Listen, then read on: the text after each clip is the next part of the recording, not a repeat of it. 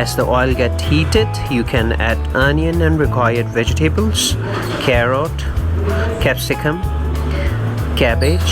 You can add meat of your choice to make your chowmein non-vegetable. Add all the seasonings.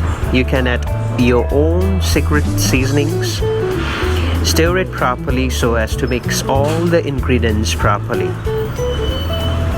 Keep it under low flame for 1 minute.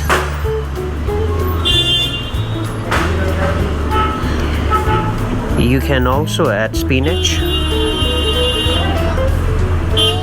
Stir it properly.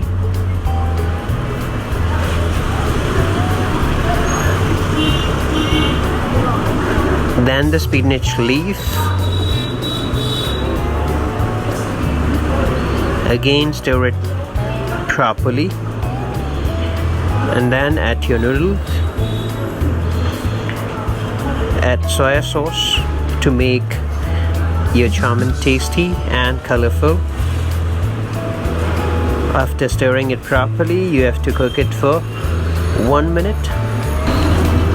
Now your mouth-watering, delicious chowmein is ready. Thank you for watching.